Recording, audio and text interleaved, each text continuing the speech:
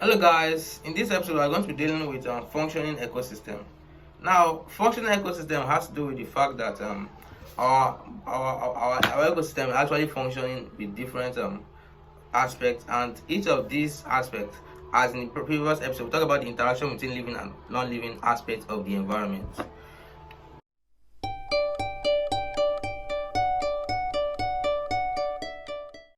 Now, basically, we are talking about autotrophy and heterotrophy. So when we talk about autotrophy, it is the process by which certain organisms are able to produce their food by themselves. For example, like plants and certain bacteria and algae. So we also have the heterotrophy.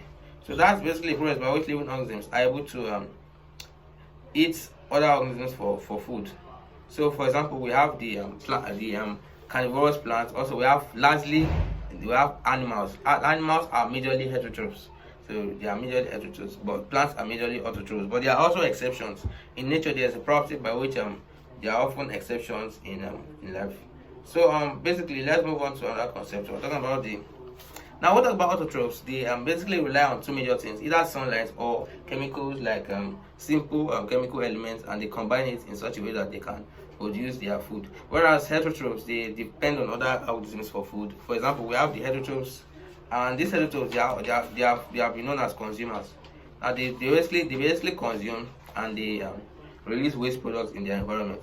So we human beings, unfortunately, we are consumers. We are not producers in the naturalistic sense. But basically, I want to talk about the in terms of technology, we are producers because we produce a lot of technological equipment in our environment. For example, we also have the decomposers. These decomposers, they are basically the organisms that take over when another organism is dead. For example, when we have a dead rat, if we have a dead rat, probably around our home, then you will see that they will become a decay. There will be decay after some time because the decomposers are already taking over. They are already decomposing the components. They are feeding on it. They are breaking it down into simpler points, and that is where you see that is how a body decays.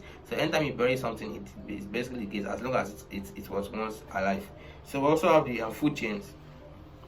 Now, food chains and food web, they can basically defined by their difference between them. So let's talk about the difference between food chain and food web. For example, the food chain is a linear feeding relationship. When I say linear, I mean that it is a relationship that it occurs on a straight line. For example, from the grass to the grasshopper, from the grasshopper to the frog, from the frog to the snake, from the snake to the eagle, and so on and so forth. So basically, this is the line that in which organisms eat each other. So the grasshopper eats the grass, the frog eats the grasshopper, the snake eats the frog, the eagle eats the snake, and all the rest. The human kills the eagle.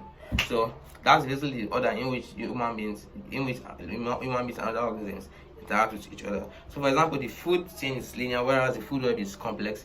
The food chain involves one food chain, whereas food web involves two or more food chains. We also have the food chain involving fewer organisms because it's in a straight line, whereas food web involves an interlocking chain of multiple organisms. And organisms have a lesser chance of survival in the food chain, whereas in the food web there's a greater chance of survival. Now, let me let you know that in reality, there's no food chain because every food chain interacts with every other food chain. So in reality, in real life, we have food webs. But when we are trying to talk about a particular concept in biology, that is when we consider food chain. For example, we want to isolate organisms for their environment, we can talk about food chain.